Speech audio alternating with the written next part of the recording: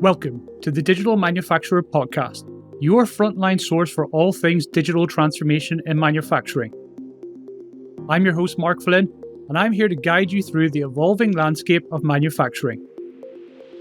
In each episode, we'll uncover the stories of innovation that are defining the industry, offering insights and strategies that help to drive growth and efficiency.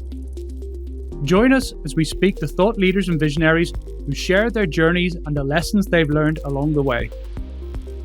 So let's dive into today's episode and discover what the future holds for the digital manufacturer.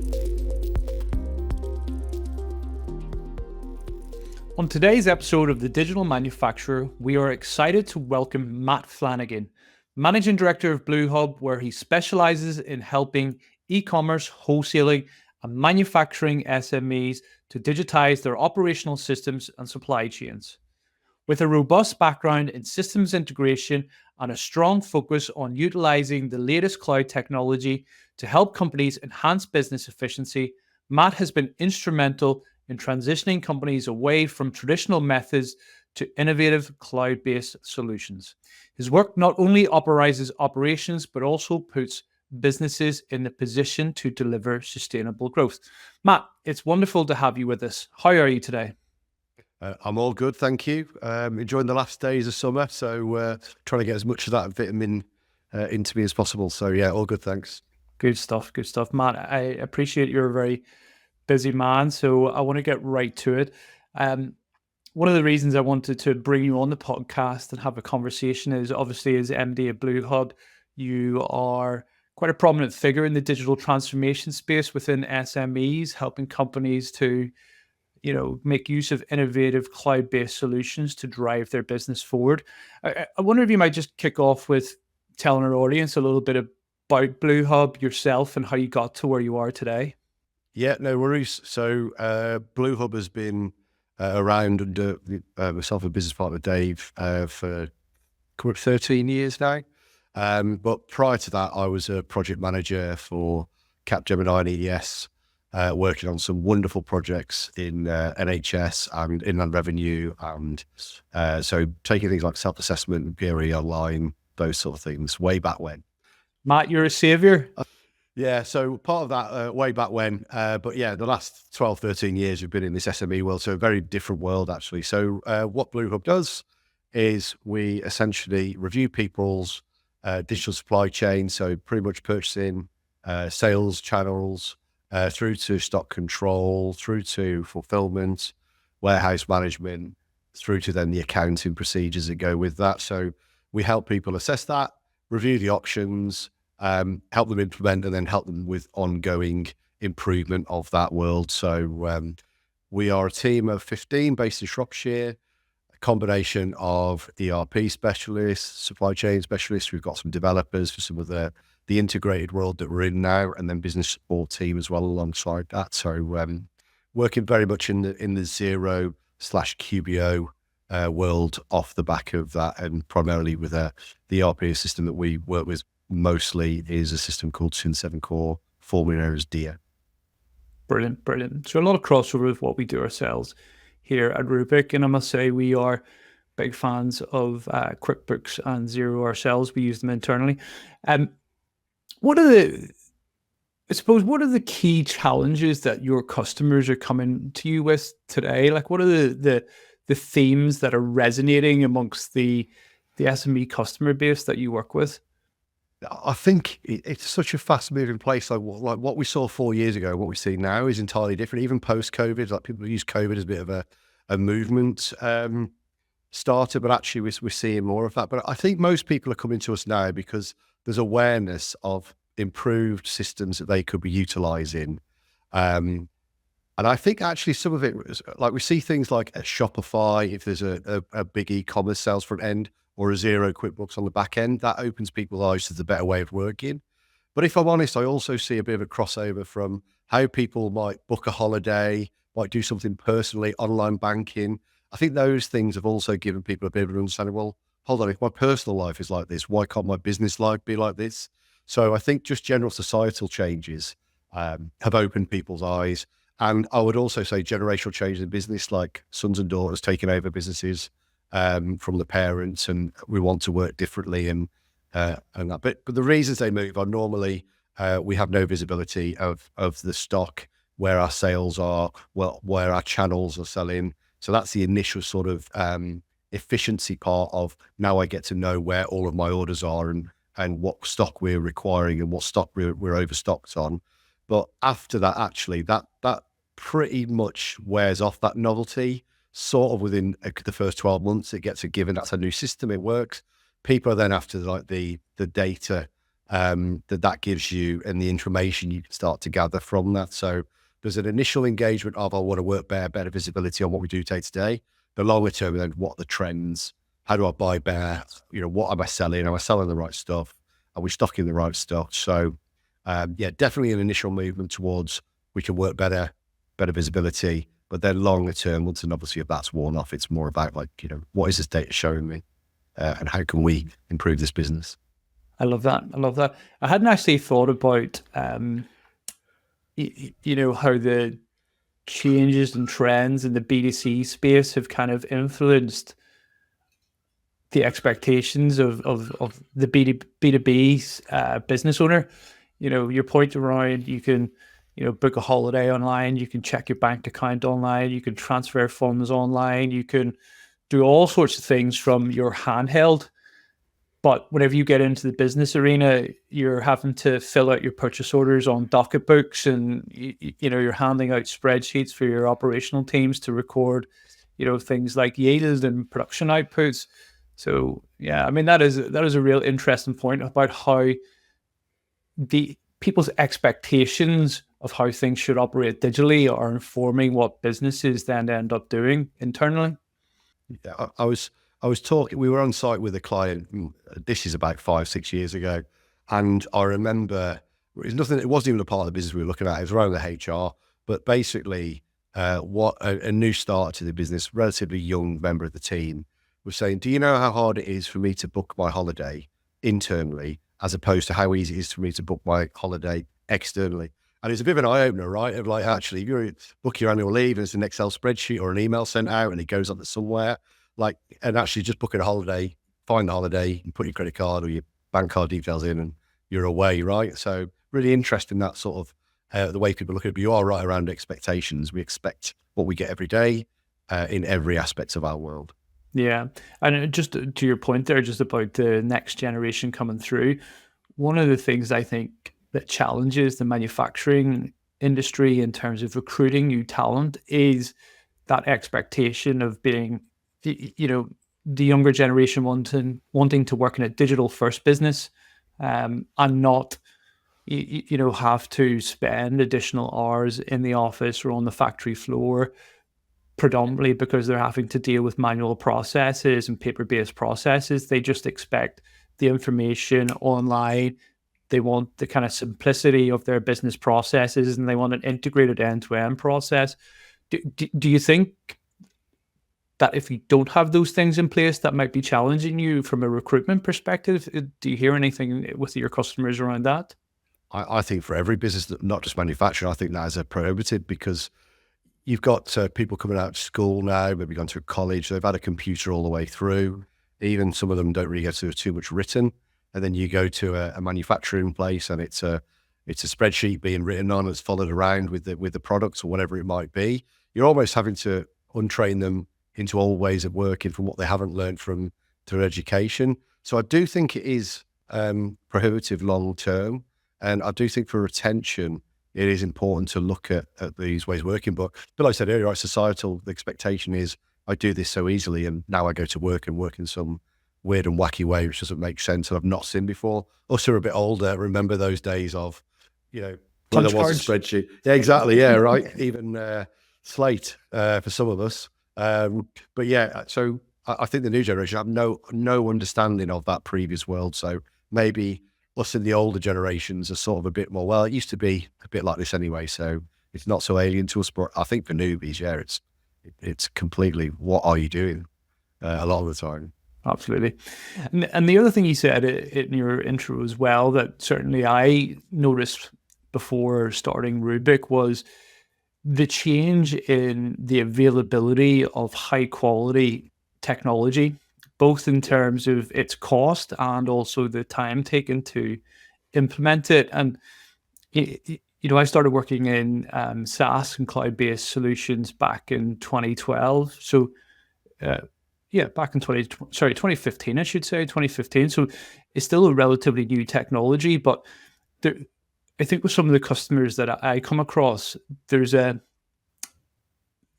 pain and a reticence and almost an expectation that doing a systems implementation is going to take multi-year and it's going to be 6-7 figures and it's going to be really painful and difficult to do. But what's your perspective on the likes of a Xero and a QuickBooks and a Sin in terms of changing the way that we implement software today?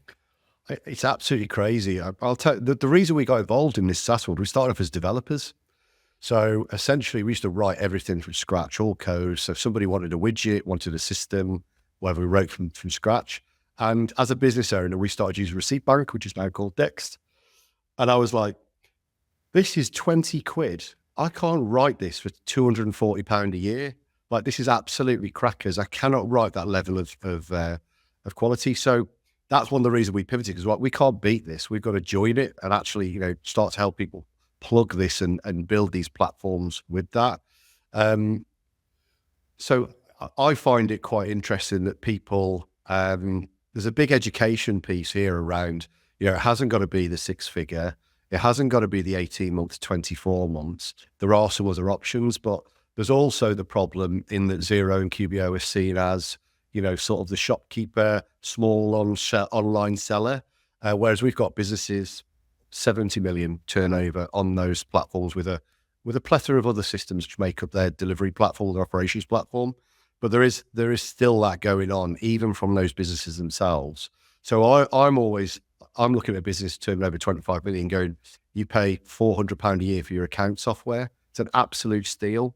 And I think that's the problem, whereas somebody starting off, well, hold on, £400 a year for my account software seems a lot. So there's a big breadth of people who can use this software to go on there. But yeah, I mean, I think it's actually amazing. But again, you could never entertain this conversation around ERP for the time we do it. The system's available. 10 years ago, 11 years ago, it just wasn't a thing you were looking at. Big systems, big servers, a lot of effort, a lot of understanding. So yes, but again, going to your point earlier about expectations, people now expect this stuff. We have to go, oh, well, we want to go live next month on an ERP. We just plug it in, right, and get going. So there's also the other expectation of it's all plug and play. So, but there's a big education piece, I think, on this whole world, that there is other options other than those big ERP systems that sort of 10 years ago were those big timeframes and cost elements to them. Yeah, you're absolutely right. And I mean, there's also the theme that we find as well around whether you go all in one or you go for best of breed systems that integrate nicely together. And I think, again, there's the nightmares or the PTSD that has come from people working previously trying to integrate systems together, where it was hugely complex and difficult to do, and when they broke, it was kind of like, which partner do you go to get it to fix, to where we see now modern softwares are focused on delivering the core thing that they do really well, and then building this ecosystem of partners around them. And certainly Xero, QuickBooks, Sin7, they are part of that kind of approach, where we focus on the things that we do really well, and we focus on integrating with other softwares that do other things really well. How do you educate your clients on, not trying to buy an all-in-one solution that might do everything okay-ish, and focus more on kind of best-of-breed solutions? I think, so essentially, our first part of any project is just informing them what the requirements are and maybe what's going to sit best. And the 7 out of 10 of our initial conversations will be something that we can work with in the platforms that we represent. But also there'll be 3 out of 10 where they've got a specialist requirement which isn't covered. So I'm not sure it's persuasion, but it's just laying it out as to where it might be. But I think what you start to find is when we start to introduce some software and do some software overviews, let's take we're seeing more approval process things coming in now for sales and purchasing. In Zero world and QBO world, you have like approval max. Well, all of a sudden that's coming to Sin 7 world. So now we're like, okay, the approval process is okay in Sin 7. It's okay in Zero, but actually we can bring approval max in and now link these two things together and actually get a real solid approval process with proper routing for your sales and purchasing. So that's like a real interesting place where you can't get that, but you could go to another system which has a brilliant approval process all in one, but maybe the e-com integration isn't solid. Maybe the chance of linking out with third-party logistics for your fulfillment isn't as solid. Maybe the accounting's inbuilt and not quite as neat as Zero. So it's a lot of it, again, we found is education, that there's going to be some options here. We'd never guarantee we can fulfill every single requirement somebody wants, but there's a good chance. And I do like the way, I don't know whether this is unwritten rule in this world of Zero, QBO, Sin 7, all the other products that are out there, but they all seem to have taken this approach that we're not going to try and master everything, and we are going to just try and master the area that we want to master and let other people fill those gaps that we don't do, and we'll happily accept that we have gaps. And everybody in this sort of world does seem to accept that, yeah, we don't do some things, but we do others, but we've got some partners who help. So I think you get the chance to really grow a platform for your personal requirements as to maybe have to pinch everything into and out the box and accept some elements which won't fit your requirement at all or close to. I love that. I love that expression, grow a platform that fits your requirements.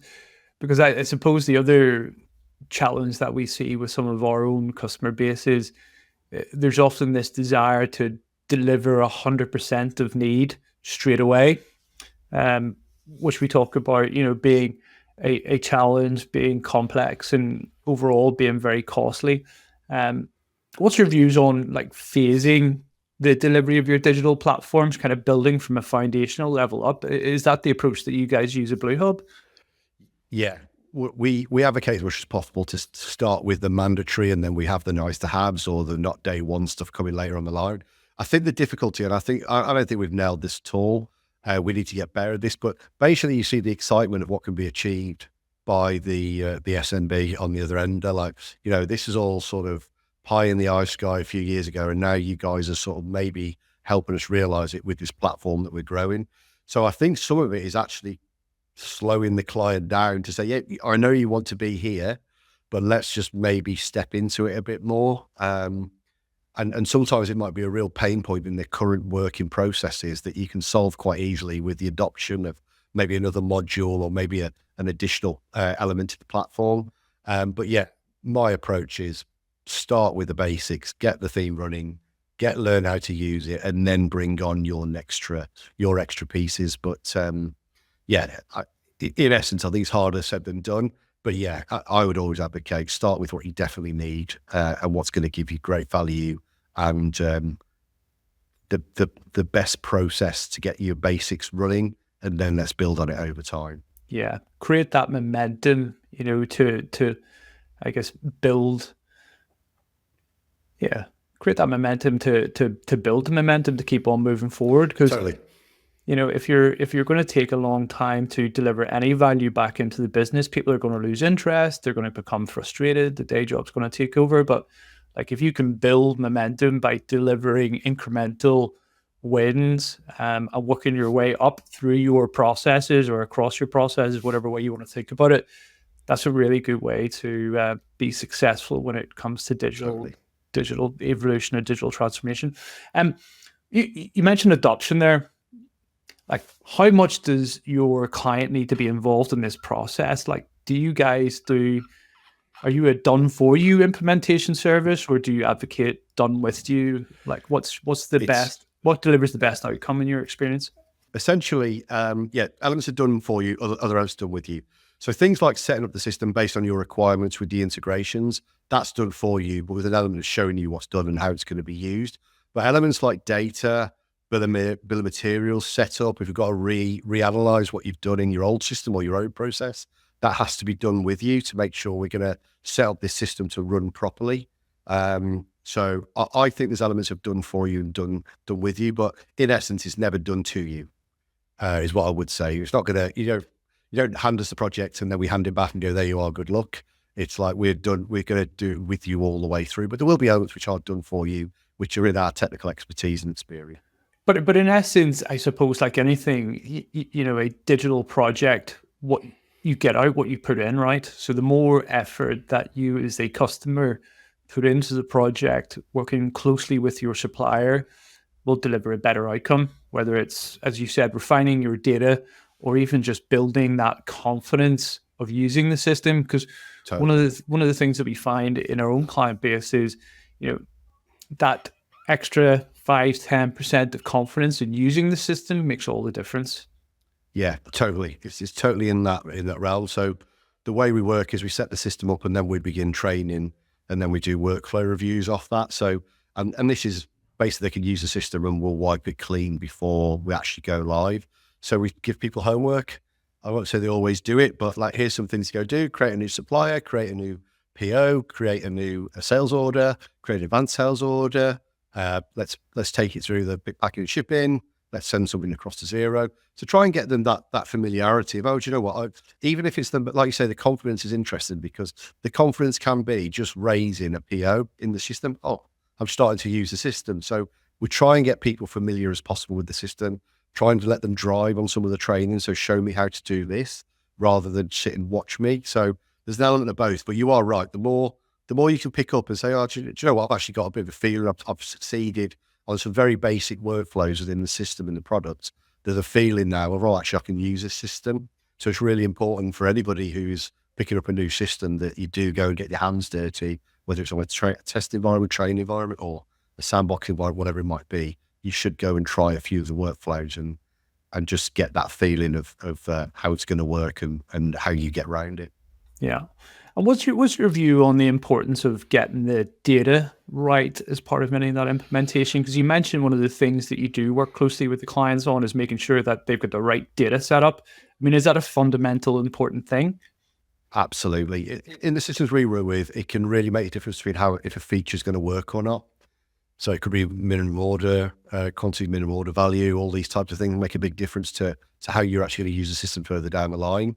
And it can sometimes feel like a bit of a ball ache having to get all this information together, but actually it will bring the system to life much later down the line, which is actually what you've wanted, some of this automation improvement. But also on the other side of this, we've got businesses who've been sat on data set of 30, 40, 50 years. We've got one client, really 80 years worth of data from different things. No one's got the original data understanding of how it was set up or what it might have been.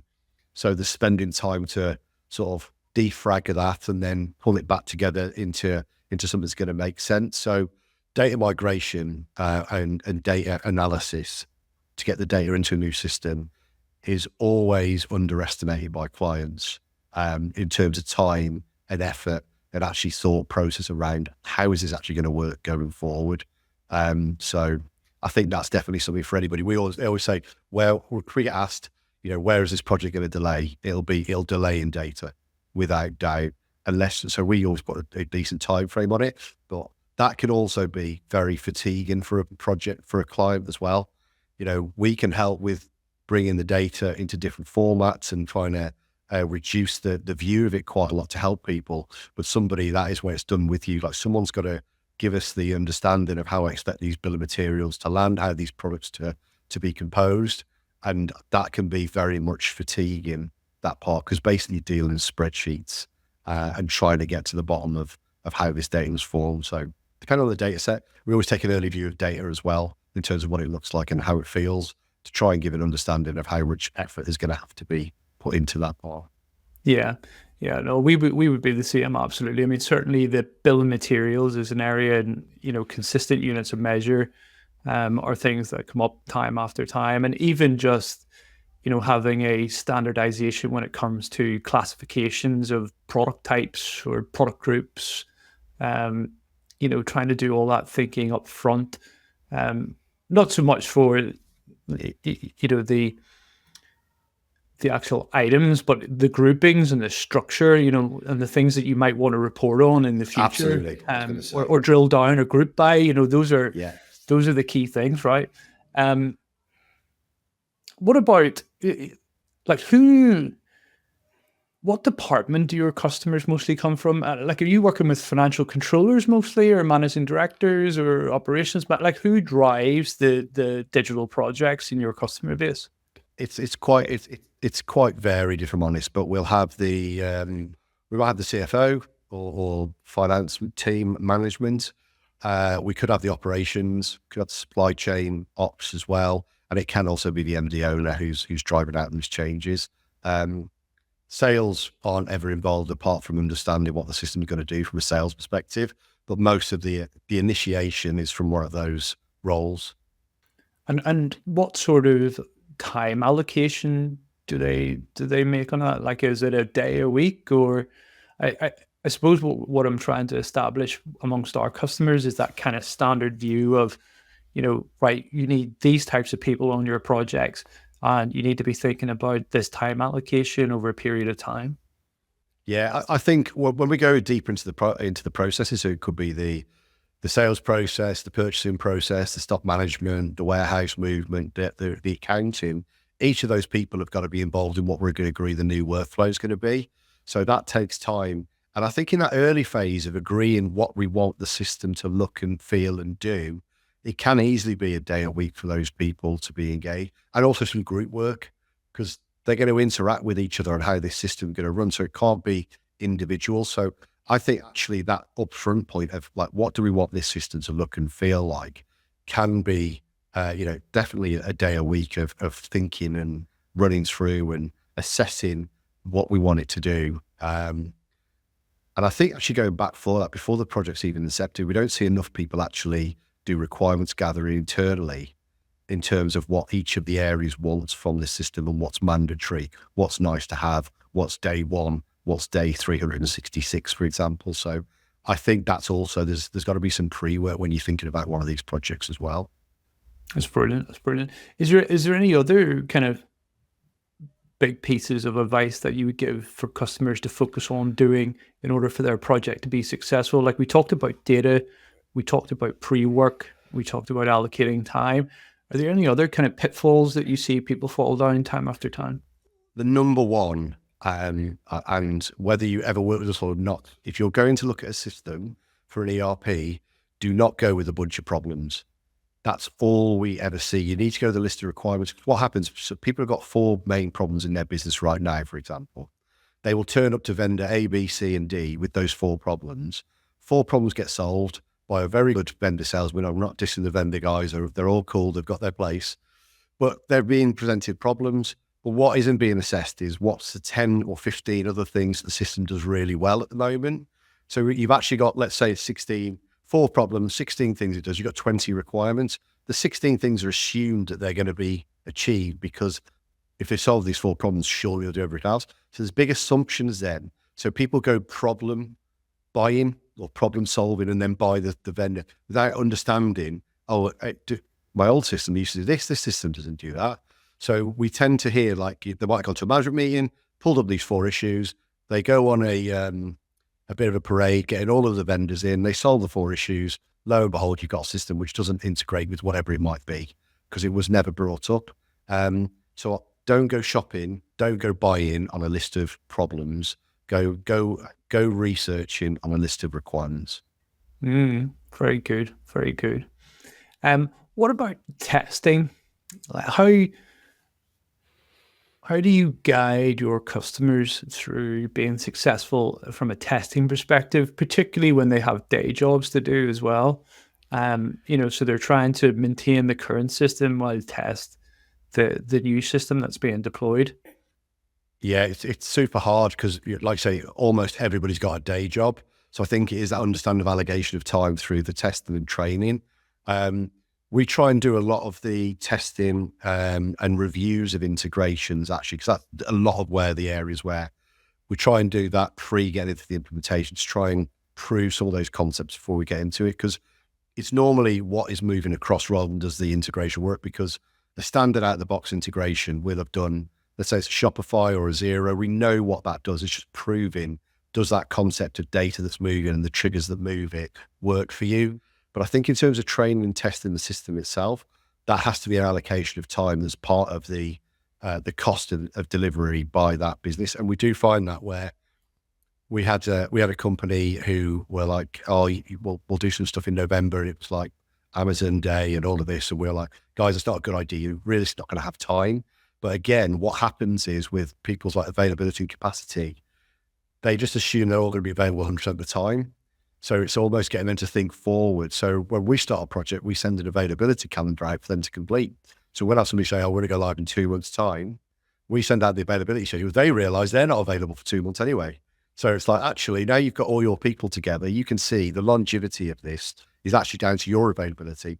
Plus, are you really available around those Amazon 2 weeks prior, the week after? Probably not. So let's not plan to do that. So sometimes they don't plan as a group either. So you have to do a bit of that for them. But yeah, in terms of testing, it's an allocation of time. It is essential. And yeah, you have to make that time or allocate the time one way or the other as a business. Absolutely. I mean, you might as well do it now as opposed to whenever it's in production and it's not working or you don't know how to use it.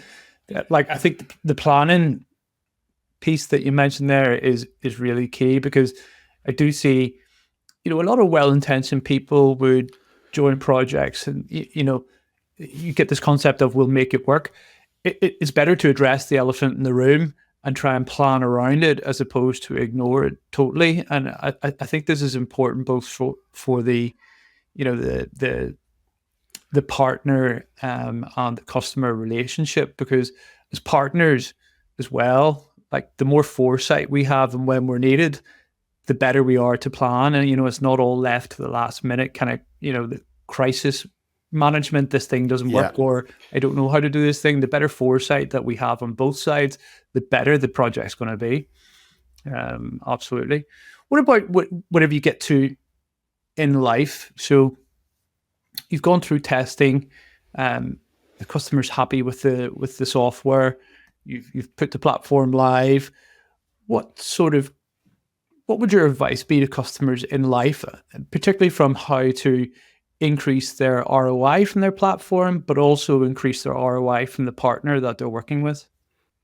Yeah, so it's a good point, because I always feel like it's a bit like learning to drive, right? You learn to pass your test, then you start driving and people haven't got their indicators on, and you start to learn really how to start reading the road and things like that. So I think there's a project to get you live and there's a project to use the system.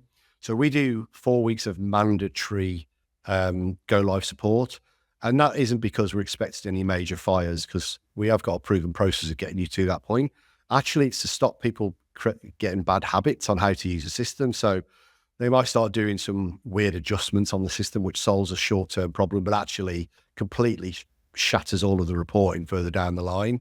So a lot of our work is actually try and stick to the longer-term game of keeping the system, the data quality. Just spend all this time getting the data right. Let's not ruin it in the first 4 weeks. And then I think the other part is picking up those, what else, now we've got this, and it's hard to do in 4 weeks, but I think after 3 months, there's what more data could we see? What better reporting could we see? Because we do ask for reporting up front, and it'll be based on what they've currently got. Can you replicate this as a success criteria? But now it can be, okay, you've got this data and it's much richer, that's much easier to get to. What more do you want out of this? And actually starting to assess what data is useful to me. I don't think a lot of people actually always know that, if I'm honest. And I think the obvious part as well, if you've got a platform of 3 or 4 systems together, all of those systems are updating all the time. So a partner can really help you understand what of those updates are going to be useful for you, when you should take them. So we're not big fans of taking the first version of anything, but we're big fans of taking the 3rd or 4th because someone else has done the testing for us. So it's things like that of when to take these. Is it the right time? How do we plan that in? So I think there's pros and cons, but I think that for me, it's use the system as it's intended to be used. Don't find the quickest way to do it, because we end up doing a lot of those sort of 4 weeks. Is like, no, don't do it that way. It's got repercussions further down the line. And most people's aims are, I want better visibility and better reporting. Well, we're just about to lose that aim that we set at the very start. Yeah. And I think that what I'd add to that is, you've used this word a lot during this conversation, is education. There should be a responsibility, or at least an onus on people who are using the platform to educate themselves in the various communities, because there are tons of online communities for Zero, QBO, Sin 7. So, go out and educate yourself a little bit around the tools that you're using, see how other companies are using them within the communities, and, use that information then to work better with your partner around what tools or solutions or features you could be adopting, in order to make your ROI higher. Yeah. What are you seeing in the future, Matt? Like, what cool technology is coming down the road that is going to make the lives of your customers a lot easier? I think I can see a lot of work with the data, if I'm honest. I know you guys are quite interested in this area as well, but we're seeing a lot with the inventory forecasting and planning and those trend analysis. So I think that's like a big thing that can really help people, and actually will be the main reason you get an ERP system, is to get that output at the end. So you're buying better, watching trends, much better informed decisions for how you're going to buy and sell, which is, I think, the key to this, to being more profitable. And if you're looking to scale, that might be a thing. I think the other thing that not many people are talking about, but I don't think is far away, I think this benchmarking around businesses, I think is we can't be too far away from that. So if we can start to get some anonymous data around a similar sized business in the same sector, how, what's their purchase timescales look like, what's their sales timescales like, and start to do some benchmarking to what's positive, what's not so good, and start moving that. So QBO and Zero, we talked about this for like decades. It feels like we'll have some benchmarking, but I honestly think in inventory and ERP world, there is some real benchmarking that can start to come out across these businesses. And I think that's really going to be helpful for people like us to educate, that show people what's good, because a lot of what is good is based on their own previous history. And also give some sort of KPIs for people to drive towards. And I hope somebody gets that bit, because I think that's really exciting for the SMBs in this world. Absolutely. I mean, benchmarking is a huge thing. You do see it in some of the more enterprise platforms like Workday, where they would benchmark it, but it would certainly hugely valuable to the SME space in terms of at least understanding where you are in terms of your KPIs, and what gets measured gets managed, allowing you to then take some action against it. Matt, if you could fix one problem in the world with technology, what would it be and why? What could I fix with technology and why? I think that whether it's a technology problem or whether it's education, I wish we could educate better along the different generations that we've got as to what. One thing I'd love to do for us and our whole profession is to educate people on what's been achieved with the clients. I think it's really important, that part of showing people what can be achieved with the adoption of this. So I don't know if it's a technical problem, but that for me is, there's two things that bug me, is one, poor adoption, and then two, no adoption. And I think that's hard. When you get the software and it's not really working for you, I always think that's just such a shame of all the effort you've gone through, whether you've picked the wrong thing, whether you've not implemented it fully, whether it's just not worked for you, whatever. But I always feel like just adopting and keeping on top of the software and getting the most out of it is super important. So yeah, I don't know if that answers the question, but that's a bugbear for me, I think. Great answer. Matt, if people want to find out more about BlueHub, Zero, QBO, Sin, where should they go? Yeah, go to bluehub.co.uk. We're on there. I'm on LinkedIn, Matt Flanagan, BlueHub, put that in the search bar, that'll come up, and pretty active on there. So yeah, happy to, if you want to reach out, happy to have a conversation. Brilliant. Matt, look, thank you very much for your time. It's been a really informative conversation. Appreciate it. Cheers, Mark. Thanks, Dan. Thank you. Bye. Thank you for tuning into The Digital Manufacturer. We hope that today's conversation has provided some food for thought or sparked new ideas that will help you on your digital journey.